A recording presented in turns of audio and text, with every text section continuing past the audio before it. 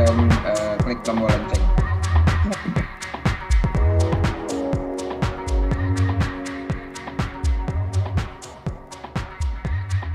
Halo teman-teman, ketemu lagi dengan kami kelompok 3 mahasiswa Magister Manajemen Universitas Indonesia. Kali ini kami akan membahas masih dalam topik etik, namun dengan kasus yang berbeda. Nah, di kasus kali ini kita akan membahas tentang perusahaan agrikultur Monsanto. Tentunya nanti dalam membahas kasus ini saya nggak sendirian ya, nanti ada rekan-rekan saya yang akan saya ajak dialog dan diskusi untuk membahas terkait dengan ethical question dan ethical position dalam kasus Monsanto.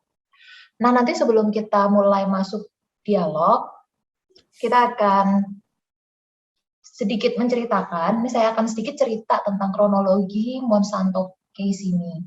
Jadi sebenarnya di awal, ini karena di tahun 2013 ada penemuan kasus terkait dengan tanaman gandum jenis Roundup Ready. Jadi ini ditemukan di ladang suatu petani, yang mana ternyata petani ini melihat ada tanaman kok kayak gandum nih, tapi begitu disemprot herbisida Roundup, tanaman ini tuh nggak mati gitu kan. Sementara tanaman gandum ini bukan tanaman yang ingin ditanam oleh si petani.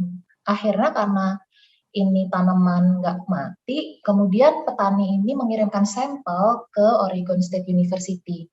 Dari situ Oregon State University melakukan penelitian terhadap sampel yang dikirimkan, sehingga dari penelitian tersebut didapatkan bahwa jenis tanaman gandum ini ternyata tanaman gandum yang telah direkayasa secara genetik atau yang dikenal dengan Roundup Ready gitu. Seharusnya tanaman ini itu udah nggak lagi beredar. Kalau kita balik ke tahun 98 sampai 2005, memang pada saat itu Monsanto mengembangkan tanaman gandum rekayasa genetik ini. Tapi reaksi pasar itu nggak bagus nih atau negatif. Jadi dia menghentikan pengembangan dan produksi dari tanaman gandum rekayasa ini. Jadi harusnya di tahun 2013 sih nggak beredar lagi ya. Tapi karena ada penemuan ini, nah itu menimbulkan suatu kekhawatiran. Kekhawatiran yang paling besar adalah jangan-jangan ini tanaman gandum itu udah ke ekspor ke luar negeri gitu. Jadi karena ada penemuan ini, singkat cerita kemudian dilakukanlah investigasi. Nah, tapi dari hasil investigasi ini pun nggak ditemukan bukti nih, tidak ada bukti-bukti pendukung yang kuat. Namun ternyata respon publik juga tidak surut ya rumor-rumor terkait itu, sehingga move ke tahun berikutnya di 2014, singkat cerita juga ini masuk ke dalam kasus litigasi dan terjadi agreement bahwa si Monsanto ini melakukan pembayaran sejumlah 2.375 juta dolar, di mana pembayaran ini dibagi untuk kontribusi kepada asosiasi petani gandum dan juga petani di Pacific Northwest.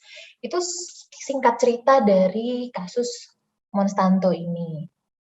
Nah, sebenarnya apa sih yang mau diceritakan dari kasus ini? Kasus Monsanto ini sebenarnya bercerita tentang kegiatan corporate social responsibility dalam berbisnis.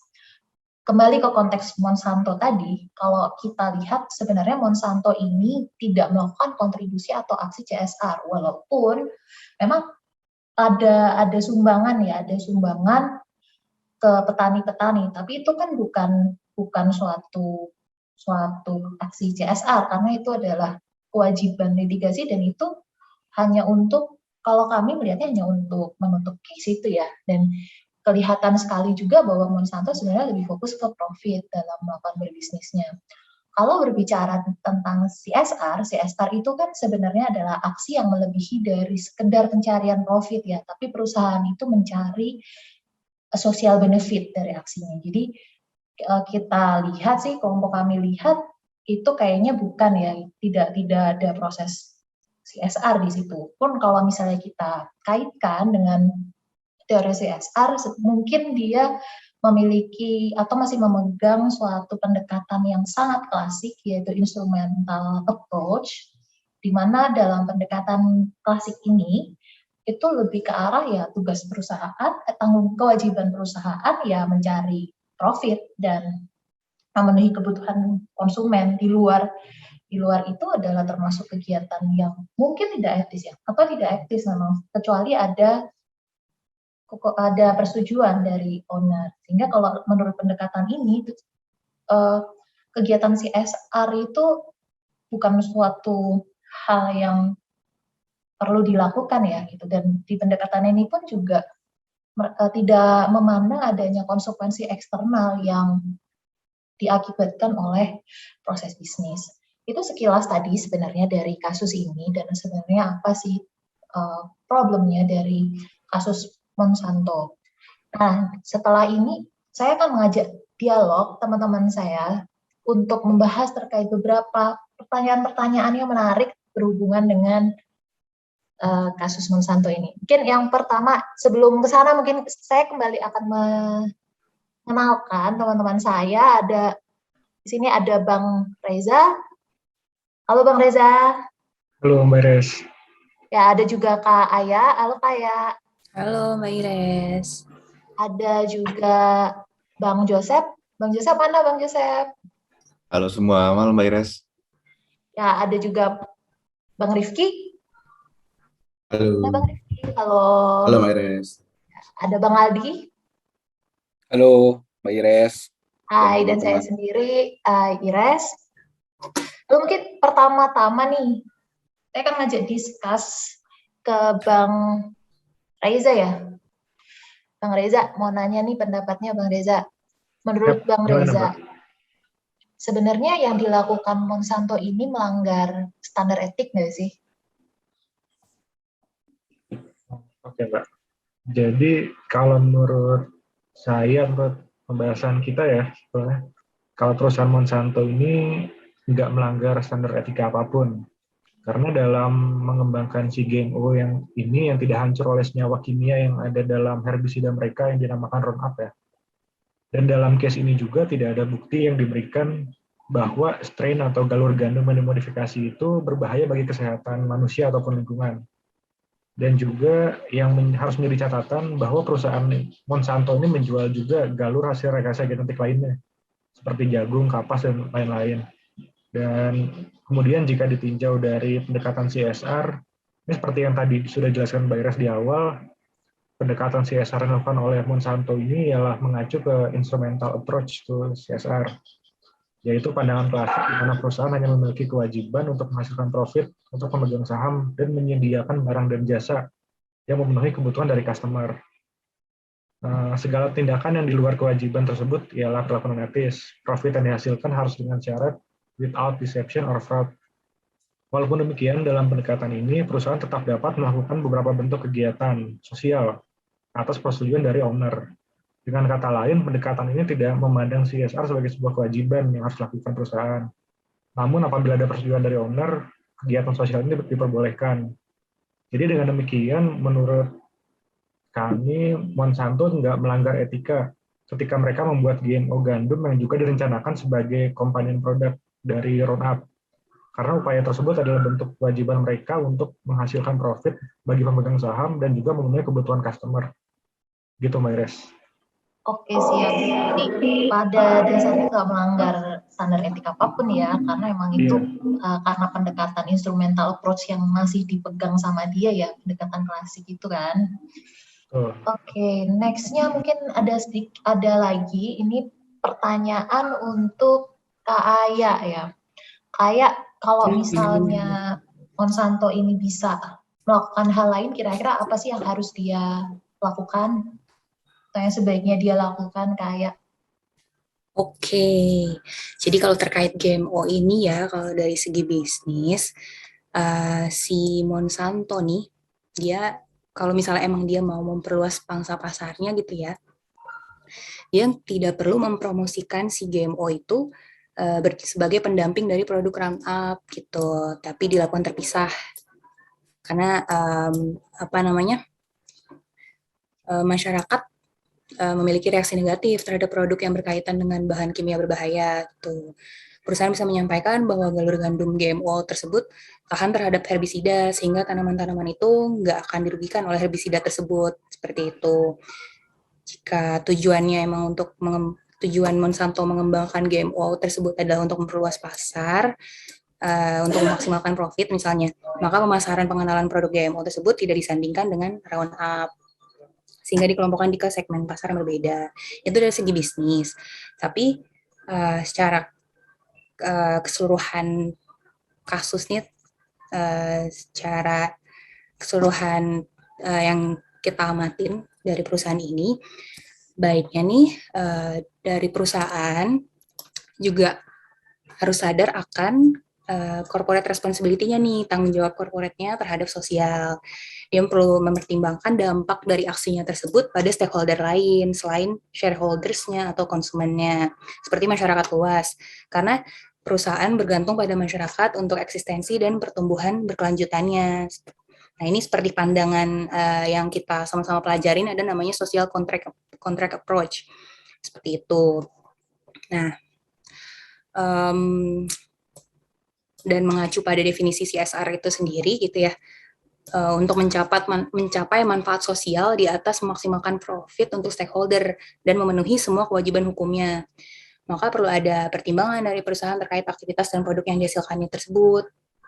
Nah, seperti yang ada disebutkan oleh ahli ya, Porter dan Kramer nih, jadi di mana banyak perusahaan baru mulai sadar akan CSR ini setelah adanya respon publik yang ia nggak sadari akan terjadi sebelumnya, serta banyak aktivis juga yang makin agresif untuk mengajak publik untuk memberi tekanan bagi perusahaan, seperti itu. Jadi sebelum terlambat, baiknya perusahaan juga mempertimbangkan hal tersebut, gitu. Nah, yang kedua, aksi yang dilakukan perusahaan juga selayaknya mempertimbangkan kebutuhan jangka panjang terbaik bagi konsumennya. Misalnya terkait GMO ini nih, oke, dia jangka pendeknya dia tahan herbisida, tapi dia itu merupakan genetik kan, hasil rekayasa genetik. Gimana nih jangka panjangnya? Apakah nanti ada seperti yang diklaim oleh aktivis anti GMO, apakah nanti akan bisa menjadi penyakit, misalnya ke depannya berbahaya bagi tubuh, kayak gitu. Jadi dengan dia mempertimbangkan kebutuhan jangka panjang terbaik bagi konsumen, perusahaan juga telah melakukan yang terbaik bagi dirinya sendiri, bagi perusahaan itu sendiri, atau yang kita kenal dengan doing well by doing good. Contohnya, misalnya ada perusahaan alkohol yang kita tahu dia memenuhi kebutuhan jangka pendek dari konsumennya. Jadi dia menyenangkan konsumennya, tapi itu kan apa ya, long term gitu ya. Nanti jangka panjangnya produknya itu akan berbahaya bagi kesehatan. Nah, dia at least showing interest untuk konsumernya, consumer well-being-nya dengan menuliskan don't drink and drive, drink responsibly, kayak gitu. Atau contohnya rokok, yang kita tahu sekarang rokok harus ada warning gitu ya di bungkusnya. Kalau kayak misalnya rokok menyebabkan kanker, seperti itu. Gitu pula dengan salah satunya bisa dicontoh nih untuk Monsanto, apabila memang produk yang dia produksi itu berbahaya misalnya. Kayak gitu sih menurutku, Mbak Ires. Menurut kita sih sebenarnya hasil diskusi ya tadi. Tapi emang sih ya, jadi sebenarnya si Monsanto ini dia harus berpikir lebih panjang ya akan dampaknya, terus kemudian jangka panjangnya seperti apa. Justru dia kalau bisa malah dia yang inisiatif duluan ya, by doing well, by doing good tadi ya. Yap, jadi betul banget. Sepakat juga sih gitu.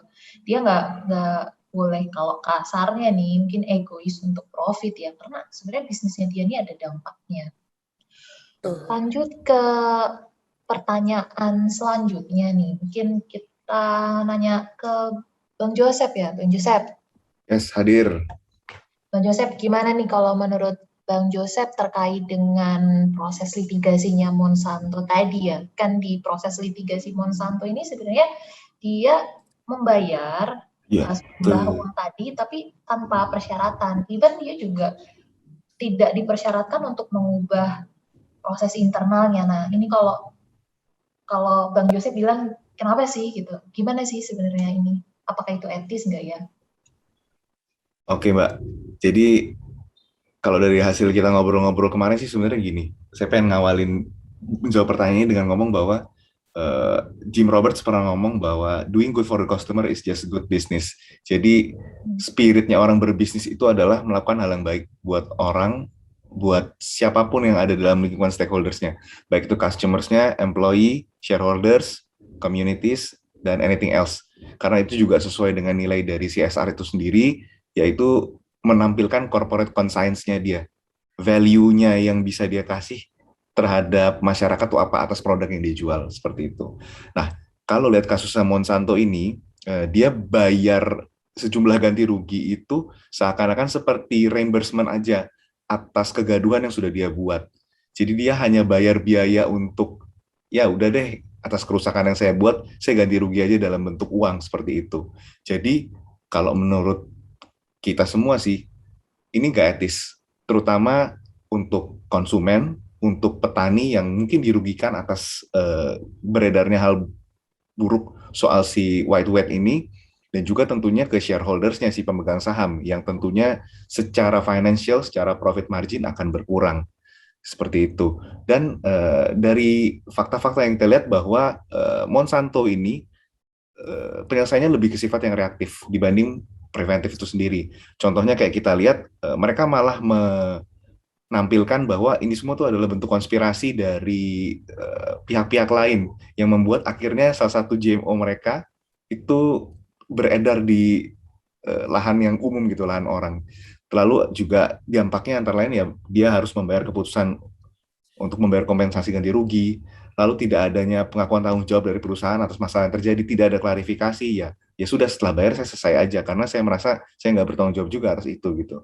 Dan kalau kita baca juga teorinya si Joseph Ofkiff, ada beberapa hal yang mempengaruhi CSR itu sendiri. Yang salah satunya, kalau hal yang paling mencorok dari Monsanto ini adalah soal transparansi.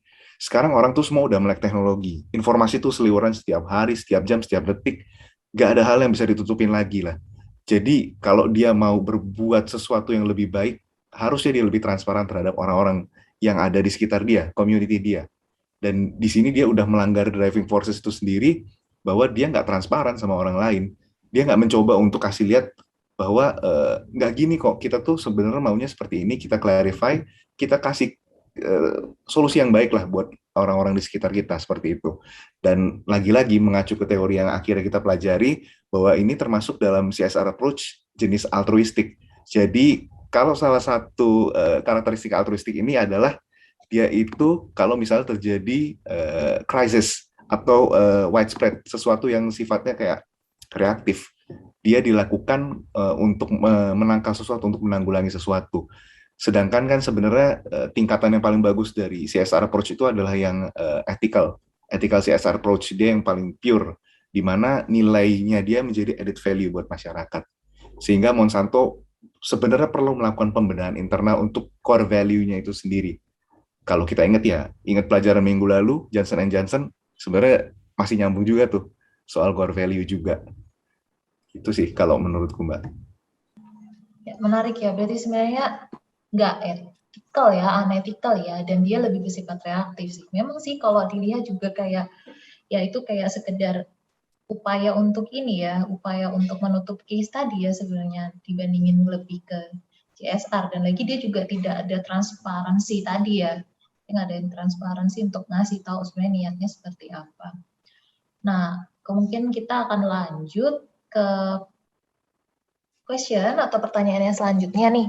Tapi pertanyaan selanjutnya nih cukup berbeda pandangannya, karena kalau tadi kita bahas dari sisi Monsanto-nya, nah ini pembahasannya itu tentang negara, yaitu Jepang, yang melakukan juga investigasi terhadap rekayasa genetik gandum tadi yang dilakukan oleh Monsanto. Nah, terus juga ternyata Jepang ini kan memberikan pelarangan ya untuk impor software dari US. Nah, kalau menurut Bang Rifki nih, gimana sih tindakan Jepang ini dengan melarang impor software dari US ini? Yes, Silakan, terima kasih. Rifki. Terima kasih Mbak Ires. Atas tindakan pemerintah Jepang untuk melarang impor gandum yang dari Amerika atas kasus tersebut itu menurut kami memang tindakan yang sangat tepat ya yang diambil oleh pemerintah Jepang. Ada 3 hal yang kita garis bawahi, yaitu dari hal risk mitigation. Jadi tidak menutup kemungkinan bahwa gandum yang diimpor dari US itu terindikasi tercampur oleh strain gandum yang sudah dimodifikasi. Yang kedua, jika itu terjadi, hal yang kita garis bawahi yang kedua adalah dari kepentingan warga Jepang sendiri. Produk gandum yang telah dimodifikasi secara genetik itu tadi belum terbukti bahwa itu produk yang aman untuk dikonsumsi dan mungkin bisa menjadi penolakan oleh masyarakat umum atas impor tersebut. Kemudian nyambung dari situ, yang ketiga hal ketiga yang kita garis bawahi adalah Jepang menjaga kestabilan ekonomi dengan jika itu terjadi itu sangat mengganggu dari sisi pengusaha gandum lokal di Jepang itu sendiri. Jadi menurut kami pemerintahan Jepang itu ini menjaga pendekatan triple bottom line yang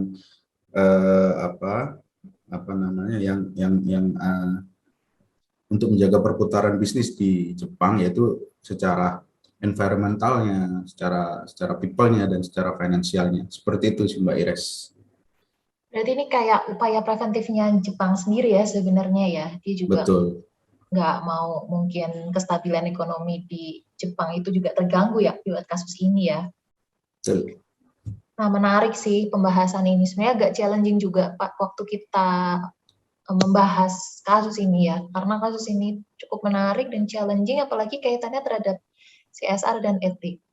Lalu seandainya ini kita mungkin berandai-andai ya kan kalau terkait dengan rekayasa genetik ini pasti melibatkan teknologi. Sementara kalau ngomongin alam kita ini sebenarnya alam kita itu memang secara alami dia akan merekayasa genetis dari tanaman-tanaman yang ada, terus bentuk-bentuknya ada, tapi mungkin minusnya itu sebenarnya di waktunya ya dibandingin dengan teknologi secara alami itu akan lebih lama.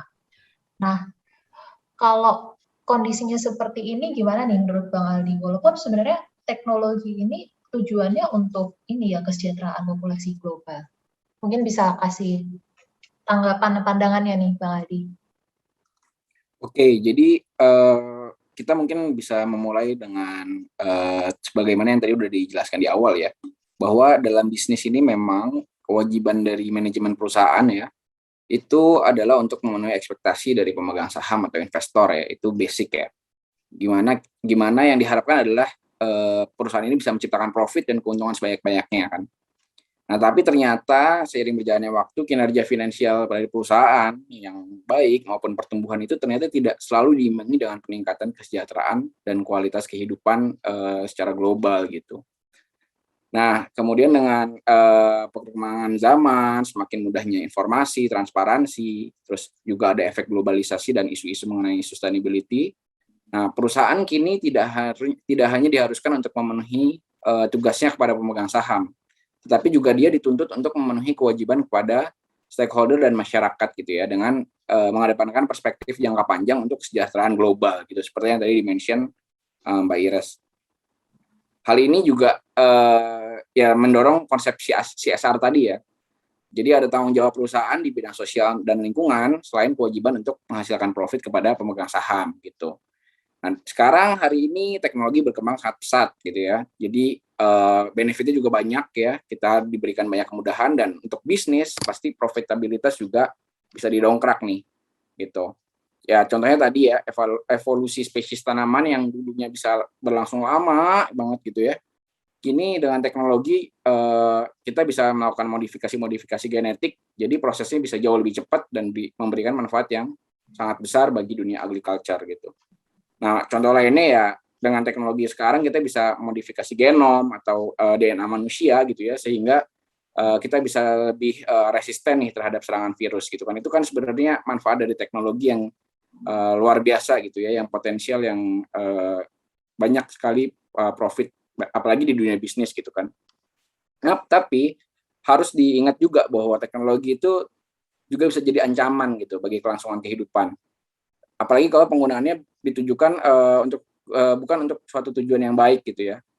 Nah, contohnya kita bisa lihat nuklir. Nuklir itu bisa jadi sumber energi, tapi juga bisa jadi pemusnahan massal gitu. Jadi selalu ada dua sisi mata seperti apa, selalu ada dua sisi itu gitu. Dan kita harus selalu sadar terhadap resiko-resiko yang ditimbulkan itu dan efek negatifnya sehingga kita bisa lakukan mitigasi. Nah, kalau konteksnya teknologi dimanfaatkan untuk sekedar mencari profit, ya mungkin itu tidak sesuai dengan konsep yang CSR tadi ya. Jadi core value atau value proposition kita, ethical standard kita adalah bagaimana kita dapat menjalankan bisnis ini, memanfaatkan teknologi ini dengan perspektif jangka panjang untuk menjaga kesinambungan dan kualitas kehidupan secara global gitu. Nah, selama hal ini dipenuhi ya pada case tadi ya, kita memastikan bahwa penggunaan teknologi ini benar-benar dapat memberikan dampak yang secara global dan jangka panjang. Jika standar etik itu bisa dipenuhi ya sebetulnya hal itulah sebenarnya yang menjadi standar ya, menjadi acuan kita dalam melaksanakan pemanfaatan teknologi sebagai contoh di kasus ini tadi gitu. Mungkin itu sih Mbak Ires kalau perspektif yang kemarin kita udah diskusiin ya. Ya, betul, sepakat juga sih. Harusnya selama perkembangan teknologi ini untuk kebaikan jangka panjang itu tidak melanggar suatu etik ya. Tapi kalau di luar itu, nah itu yang perlu dipertanyakan gitu kan ya, Bang Aldi ya. Dan juga ini sih menarik sih statementnya tadi yang dua sisi mata uang ya. Jadi perlu juga memitigasi risiko atas tindakan-tindakan atau aksi yang terjadi ya dengan penggunaan teknologi ini. Oke, lalu kita ke selanjutnya. Ini mungkin selanjutnya kita akan kulik dari sisi anti-GMO. Karena ini ada dari anti-GMO ini sangat menentang sekali terkait dengan rekayasa genetik ini. Cuman kalaupun misalnya kita melihat ya sebenarnya untuk seperti yang sudah disampaikan juga ya bahwa selama penggunaan rekayasa teknologi ini itu bertujuan untuk keberlangsungan jangka panjang, kemudian memperhatikan bahwa itu juga ada aspek-aspek terhadap people, terhadap planet, dan itu juga perlu dikedepankan, maka sebenarnya ini tidak melanggar kasus etik ya. Dia masih on the track gitu, selama memang tujuannya doing well by doing good tadi untuk jangka panjang. Nah, emang yang perlu diperhatiin sih tadi bahwa untuk rekayasa genetik ini atau kerennya adalah Frankenfoods, nah itu perlu kita, atau dalam kasus ini Monsanto ya, dia perlu paham tentang potensi risikonya seperti apa, dampaknya ya mungkin tadi disebutkan juga oleh Kak Aya ya bahwa bisa jadi ini ada faktor untuk kesehatan, faktor kesehatan yang lain. Nah itu yang perlu di manage atau dimitigasi potensi risikonya oleh Monsanto gitu. Jadi aspek yang perlu dilihat pun juga seenggaknya dia melihat dari sisi aspek people-nya juga dan bagaimana aspek planetnya itu. Di samping dia juga pasti dalam berbisnis ingin mencapai kinerja performance secara profit ya yang bagus gitu. Tapi selama dia memanage dua yang lain itu sebenarnya Frankenfoods ini atau penggunaan rekayasa genetik ini sebenarnya tidak menjadi masalah. Seperti itu kurang lebih teman-teman semua pembahasan kelompok 3 tentang kasus Monsanto ini. Nah, terakhir dari kami punya sedikit rekomendasi dan saran untuk Monsanto mungkin supaya dia bisa lebih memberikan kontribusi kepada masyarakat, kepada alam juga, kepada semesta. Dan kalau dari kami sih sebenarnya merekomendasikannya bahwa memang dia harus mulai aware terhadap potensi-potensi dampak eksternal yang terjadi akibat bisnis mereka, dan mereka harus mulai memandang bahwa mereka harus doing something gitu. Jadi udah mulai bergerak ke arah pendekatan CSR yang memang tidak hanya berorientasi profit ya CSR karena tahu ada konsekuensi dan ada tindakan-tindakan khusus gitu kan, tindakan-tindakan yang terjadi, dampak yang terjadi gitu. Jadi itu mereka harus mulai aware ke sana, dan doing CSR-nya pun ini juga dengan prinsip yang tadi sudah disampaikan semua, mungkin pendekatannya tidak lagi instrumental tapi sudah move ke social contract dan juga memperhatikan kepentingan jangka panjang, doing well by doing good tadi. Kurang lebih itu aja dari kelompok kami. Terima kasih udah ngeliatin, mantengin dialog kami, pembahasan kami. Semoga bermanfaat buat semuanya. And bye.